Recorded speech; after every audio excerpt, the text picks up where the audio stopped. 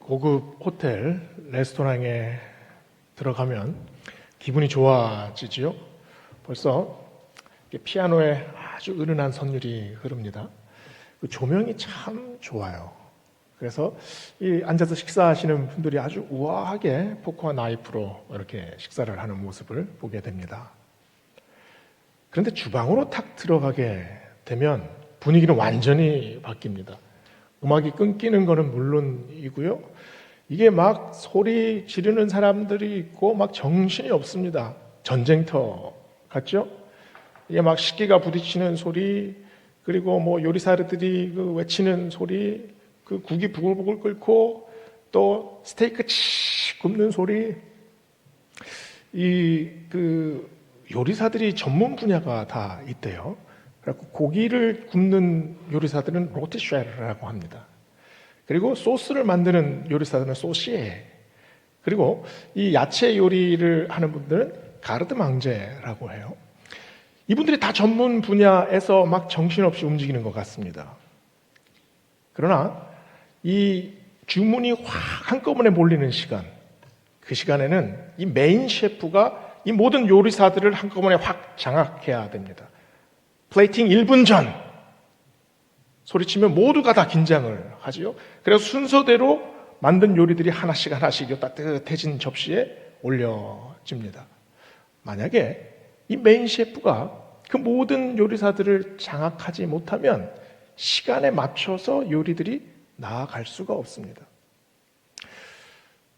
그 식당 안에 모습이 막 정신없이 보이는 것 같아도 얼마나 정교하게, 그리고 톱니바퀴처럼 이렇게 그 진행이 되는지 우리는 잘 알지 못하죠.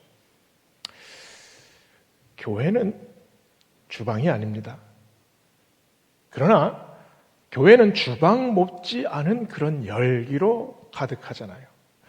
교회에서 각 분야에서 성도들이 최선을 다해서 화합합니다. 그리고 뜨거운 불처럼 일어나는 예배가 있죠. 그리고 성령님께서 주도하시는 교회의 방향이 있습니다. 오늘 본문은 시리아에 세워진 개척교회, 이 안디옥 교회에 대한 모습을 우리에게 보여줍니다. 안디옥 교회가 처음 등장한 장면이 사도행전 11장 19절에 나옵니다. 예루살렘 교회가 이 스데반의 순교로 다 뿔뿔이 흩어졌어요. 근데 뿔뿔이 흩어진 성도들 중에서 저 북쪽으로 올라가서 이 안디옥까지 도망온 사람들이 있습니다. 근데 이 성도들이 그곳에서도 전도를 해요. 그 말씀을 보니까 그 구브로와 구레네 사람, 이 헬라인들을 전도합니다.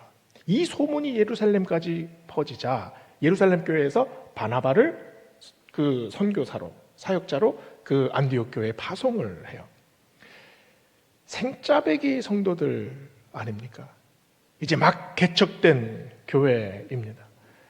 이 성도들 중에서는 예수님을 한 번도 보지 못한 그런 성도들도 있었을 겁니다.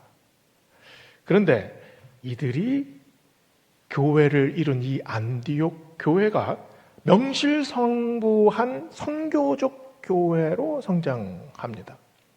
역사적으로 가장 찬란하게 선교의 사명을 붙든 그런 어떤 상징적인 교회, 어떻게 이 안디옥 교회가 그런 교회로 일어날 수 있었을까요? 오늘 말씀에서는 첫 번째로 안디옥 교회는 화합하는 교회였다는 것을 우리에게 보여줍니다. 바나바는 혼자서 아마 이 안디옥 교회의 목회를 충분히 감당할 수 있었을 겁니다.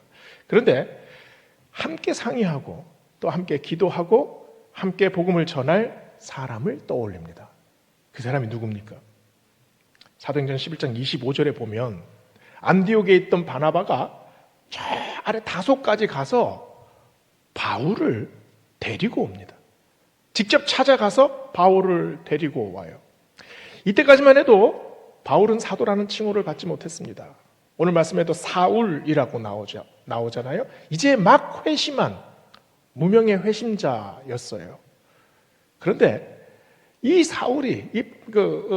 바울이 교회를 핍박하던 사람들 아닙니까?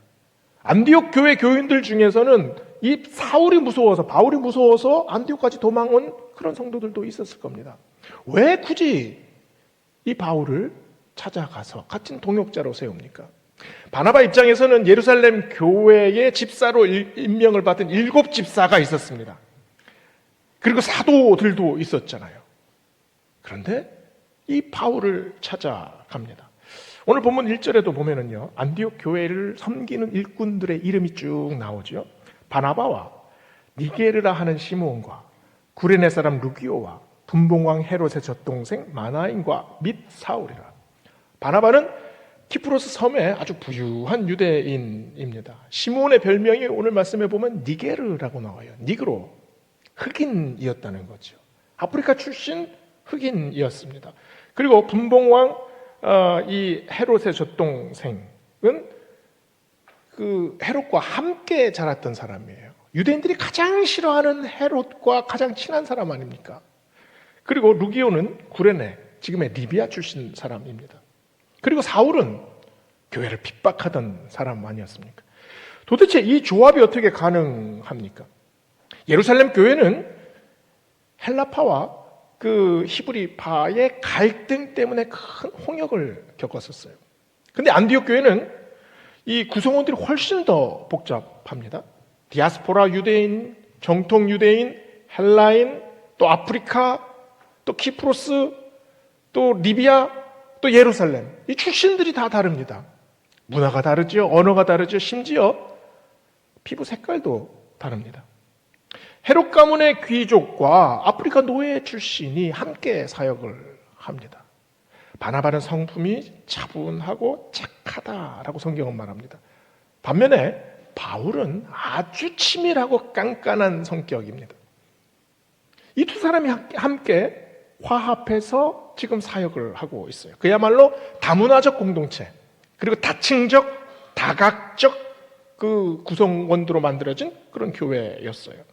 안디옥 교회가 처음부터 선교에 도전했습니까?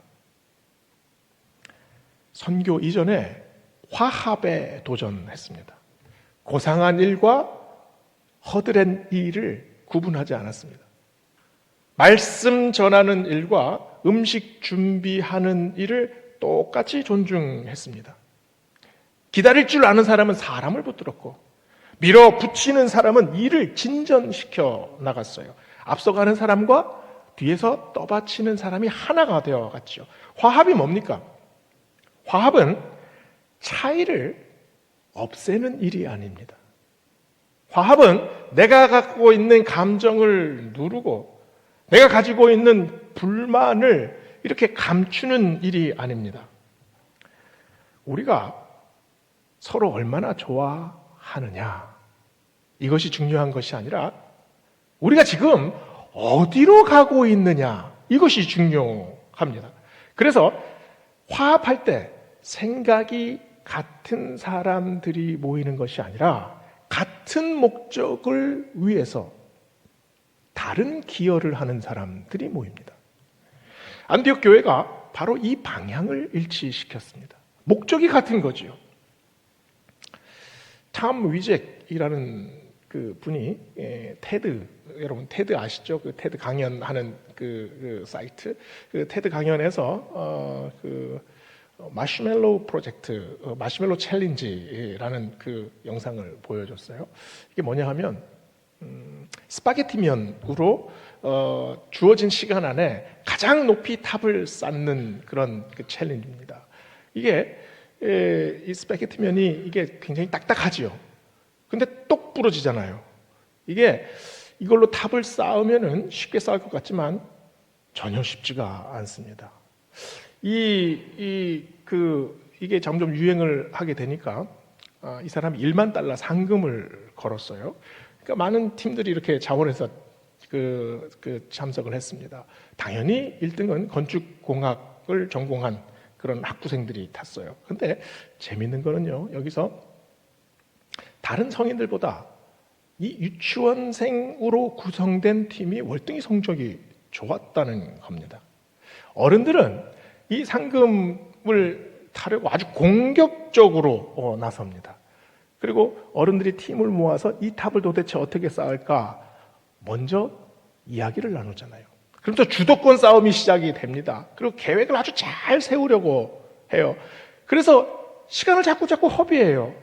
바쁜 마음에 마지막에 겨우겨우 싸가지고 그 위에 마시멜로우를 딱 올리는 순간 그냥 탑이 와르르 무너지는 경우가 허다합니다. 그러나 유치원생들은 어떤가요? 유치원생들은 주도권 싸움에 관심이 없습니다. 도전 자체가 재미있어요. 그리고 무조건 시작을 하면서 마시멜로우를 먼저 위에 올려봅니다. 당연히 무너지죠. 그러면 다시 시작해요.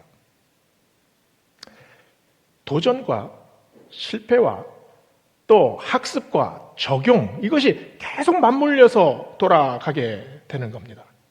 탐 위잭은 이 실험을 통해서 이렇게 말을 합니다. 일단 시작해라. 그리고 시작하면서 고쳐가라. 협업은 내가 두각을 나타내는 일이 아닙니다.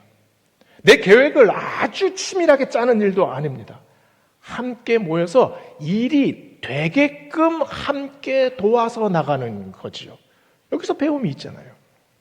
안디옥 교회 성도들이 누가 똑똑한지, 누가 주도권을 쥐었는지, 아니면 계획을 얼마나 잘 세웠는지 이것을 서로 비교했습니까? 일단 시작했어요. 그리고 무너지면 다시 일으켰습니다. 서로 다른 천 조각을 이렇게 모아서 붙여서 만든 이불을 퀼트라고 하잖아요. 그 커다란 이불에 이 천 조각을 한 서너 개 이렇게 붙여보세요. 누더기처럼 보입니다. 그러나 이불 전체에 100장 이상의 천 조각을 빼곡하게 붙여보세요. 이게 아주 아름다운 작품이 됩니다. 화합은 같은 모양으로 모이지 않습니다. 같은 부르심에 순종해서 모입니다. 우리 안에 오늘 말씀을 통해서 다른 생각, 또 다른 계획, 다른 주장까지도 하나님께서 하나로 그렇게 모아주시는 은혜가 우리에게 있기를 축원합니다. 두 번째로 안디옥 교회는 예배하는 교회였습니다. 2절에 보면 주를 섬겨 금식할 때에 성령이 이르시되 라고 말씀해요. 주를 섬기다 라는 단어는 리투르게오라는 단어입니다. 근데 이게 예배학을 영어로 리틀지라고 해요. 바로 이 리투르게오라는 단어에서 나온 거예요. 그래서 이 단어는 무슨 뜻이냐? 주를 섬기다라는 단어 안에 예배하다라는 의미가 있습니다. 예배는 집중이고 섬김이지요. 섬기기 위해서 초대교회 성도들은 정기적으로 금식하며 예배에 나섰습니다.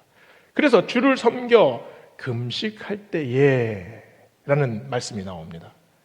금식이 뭡니까? 금식은 곡기를 그냥 끊는 것에서 그치지 않잖아요. 내 자신이 그릇이 됩니다.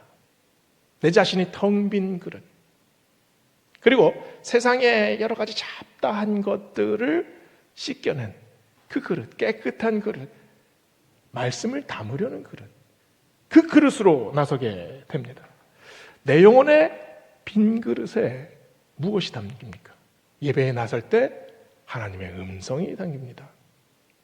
모세는 미디안 광야에서 모든 것을 다 잃었습니다. 빈손으로 40년을 헤매다가 불타는 떨기 나무 앞에서 하나님의 음성을 듣잖아요. 빈손의 그릇으로 나섰을 때 하나님께서 그 안에 말씀을 주십니다. 사무엘은 아무것도 모르는 어린 아이였어요. 엘리 제사장에게는 하나님께서 말씀하지 않으셨습니다. 그런데 아주 그 어린 사무엘의 그 순수한 마음에 하나님께서 음성을 부어주셨잖아요. 마리아는 천사 앞에서 두려워했습니다. 그러나 걱정과 그 두려움을 비워내고 뭐라고 말합니까? 주의 여종이오니 말씀대로 내게 이루어지이다. 순복입니다. 말씀대로, 말씀하시는 대로 내 영혼의 그릇에 채워주시옵소서. 지금 이 고백이잖아요. 우리는 자꾸 내가 예배를 채우려고 합니다. 나의 참석으로, 또 나의 찬양으로, 나의 기도로, 나의 설교로 이 예배를 자꾸 만들어 가려고 해요. 그러나 예배의 깊이는 비움에서 시작이 됩니다. 나를 비웁니다. 내가 가지고 있는 나의 주장을 비워가기 시작합니다. 내가 걱정하고 염려하는 것들을 하나씩 하나씩 내려놓기 시작을 합니다. 내 안에 갈등과 그런 여러 가지 그 어두운 생각들을 예배에 와서 하나씩 하나씩 비워냅니다. 그러면서 내 영혼의 그릇을 들어 올리잖아요. 주여, 이 빈 그릇을 보소서. 내 인생의 이 빈 그릇을 외면치 마소서. 주의 진리로 채워주소서. 주의 은혜로 채워주소서. 이곳에 불꽃을 담으소서. 이곳에 성령으로 충만케 하소서. 이게 예배 아닙니까? 예배가 살아나기 시작하면 놀라운 일들이 일어납니다. 늘 듣던 말씀이 나에게 새롭게 다가오지요. 예배가 죽어갈 때 교회는 시듭니다. 예배가 살아나지 않으면 믿음도 살아나지 않아요. 안디옥 교회는 이 예배로 살아난 교회입니다. 사도행전 2장 46절 47절에 보면 초대교회 예배를 이렇게 말하지요. 날마다 마음을 같이하여 성전에 모이기를 힘쓰고 집에서 떡을 떼며 기쁨과 순전한 마음으로 음식을 먹고 하나님을 찬미하며. 안디옥 교회 성도들은 이 초대교회 예배 전통을 그대로 이어받았습니다. 요한복음 4장 23절에서 예수님께서 이렇게 말씀하셨잖아요. 아버지께서는 이렇게 자기에게 예배하는 자들을 찾으시느니라. 오늘 말씀 2절이 바로 이 예수님의 말씀에 그대로 적용이 됩니다. 안디옥 성도들이 주를 섬겨 금식할 때에 성령이 이르시되. 교회의 능력은 사람에게 있지 않습니다. 예배가 살아날 때 교회가 살아납니다. 오늘 우리 이 예배에 우리 영혼의 빈 그릇을 들고 주님 앞에 나아갑시다. 그 빈 그릇을 들어서 주여 이 그릇을 채워주소서. 예배 안에서 성령의 은혜로 우리를 채워주시옵소서. 기도하며 나아가는 우리 되시기를 주의 이름으로 축원합니다. 세 번째로 안디옥 교회는 성령이 말씀하시는 교회였습니다. 세상에 얼마나 많은 소리들이 있습니까? 우리는 수많은 소리의 영향을 받고 살아가지요. 그런데 예수님께서 자주 말씀하셨잖아요. 들을 귀 있는 자들은 들어라. 계시록 2장 7절에서도 말합니다. 귀 있는 자는 성령이 교회들에게 하시는 말씀을 들을지어다. 오늘 말씀 2절을 보세요. 성령이 이르시되 내가 불러 시키는 이를 위하여 바나바와 사울을 따로 세우라. 예배로 뜨거워진 우리의 심령에 성령님께서 말씀하십니다. 성령님의 음성을 우리는 어떻게 듣습니까? 우리 귀에다 직접 대고 막 천둥과 우레 같은 소리로 우리에게 말씀하십니까? 성령님은 우리에게 그렇게 말씀하시지 않죠. 그러나 분명한 감동으로 우리에게 임합니다. 늘 읽던 말씀 한 구절이 마음에서 떠나지가 않아요. 조용하게 기도하는데 내 마음이 서서히 뜨거워집니다. 찬송으로 내 마음이 밝아지고 하루 종일 그 찬송을 읊조립니다. 이런 복음성가가 있잖아요. 작은 불꽃 하나가 큰 불을 일으키어 곧 주의 사람들 그 불에 몸 녹이듯이 산 위에 올라가서 세상에 외치리. 내게 임한 주의 사랑 전하기 원하네. 저는 어렸을 때 제가 좋아하는 그 놀이 장소가 몇 군데 있습니다. 그 중에 하나가 이 소주 끓이는 그 아궁이 앞이에요. 요즘처럼 이렇게 추운 날 그 아궁이 앞에 이렇게 앉아 있으면 그 불꽃이 이렇게 타들어가는 이 모습이 참 아름답고 또 신비로웠어요. 근데 제가 그 아궁이에 이렇게 그 나뭇가지들을 넣고 이렇게 불을 피우려고 하면 이 불이 잘 안 붙어요. 하얀 연기가 나가지고 뭐 불을 태우려고 후 바람을 불면은 연기가 오히려 눈 속으로 들어가고 코 속으로 들어가고 막 콜록콜록거립니다. 할아버지가 옆에 와가지고 그 불을 이렇게 조금 들썩들썩 하시면 그 불이 금방 불터서 활활활 타오릅니다. 불이 옮겨 붙는 원리 얼마나 신기합니까? 불이 직접 나무를 확 태워버리나요? 그렇지 않습니다. 불은 나무를 먼저 변화시킵니다. 그 다음에 이 불꽃을 일으켜요. 뜨거운 열이 나무까지 이렇게 임하면 바로 불이 붙지 않습니다. 나무 안에 변화가 일어나죠. 나뭇결이 아주 세밀하게 벌어집니다. 그리고 그 안에서 이 수분이 증발이 돼요. 그 안에 있는 유기물들이 이렇게 분해가 되면서 이게 가연성 기체를 이렇게 만들어내잖아요. 엄밀히 말하면 나무에 불이 붙는 게 아니라 그 나무 속에서 뿜어져 나오는 그 가연성 기체에 불꽃이 확 옮겨 붙는 거예요. 불은 나무가 아닙니다. 그런데 나무가 불이 되잖아요. 성령이 우리 안에 어떻게 임합니까? 하나님과 전혀 다른 우리가 어떻게 하나님의 불꽃이 됩니까? 성령의 능력이, 성령의 은혜가 우리 존재를 변화시켜요. 딱딱한 나무 껍질 같은 나의 인격을 아주 세밀하게 쪼개십니다. 그리고 우리의 성품에 있는 유기물들을 이렇게 분해시켜요. 단단하게 굳었던 우리의 심령을 녹이시잖아요. 성령과 연합하는 그런 신령한 기체를 만들어냅니다. 그래서 우리가 뿜어내는 것이 이 우리 안에 있는 영혼이 뿜어내는 진기, 거룩한 진기로 만들어요. 성령이 그때 우리 안에 불타오릅니다. 오늘 말씀 2절 3절 다시 봅시다. 주를 섬겨 금식할 때에 성령이 이르시되 내가 불러 시키는 일을 위하여 바나바와 사울을 따로 세우라 하시니 이에 금식하며 기도하고 두 사람에게 안수하여 보내니라.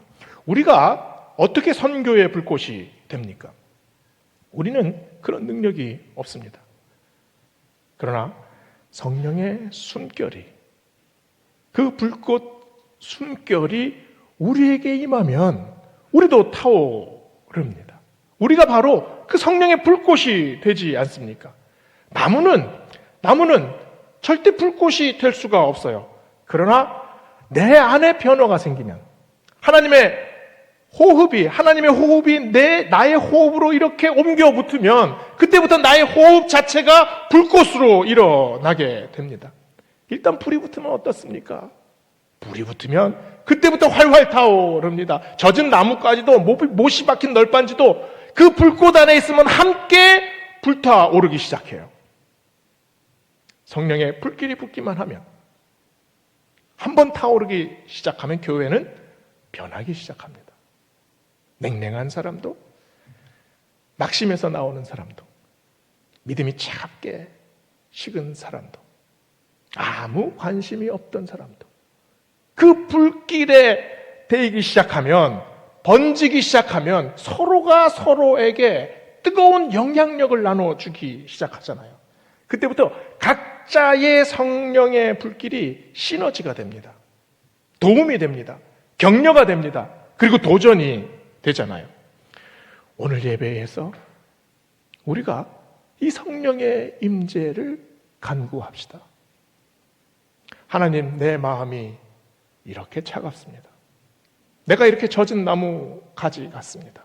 그러나 성령께서 임하시면, 내 안에 변화를 일으키시면 내가 하나님의 호흡, 하나님의 불꽃, 하나님께서 일으키시는 바로 그 불길이 될 수 있음을 믿습니다. 이 고백으로 나가는 우리 되시기를 축원합니다. 마지막으로 안디옥 교회는 즉각적으로 반응하는 교회였습니다. 오늘 본문 마지막을 보세요. 성령이 이르시되 바나바와 사울을 따로 세우라 하시니 이에 금식하며 기도하고 두 사람에게 안수하여 보내니라. 선교를 우리는 미션이라고 하지요. 그런데 이 미션이라는 단어는 선교에만 쓰지 않잖아요. 더 큰 의미가 있어요. 임무, 사명, 내 미션은 이거야. 이런 말 자주 하잖아요. 미션에는 그래서 받는 자와 그리고 보내는 자가 있습니다. 오늘 말씀에 보면 그 미션을 받는 자가 누구였습니까? 바나바와 사울이었죠. 그러면 그 미션을 보내는 자, 오늘 말씀을 보면 교회가 두 사람에게 안수하여 보내니라. 그 보내는 주체가 교회입니까? 교회 전체의 사명이기도 합니다. 그러나 이 모든 것들을 준비하시고 예비하시고 이끌어 가시는 성령님의 미션도 있습니다.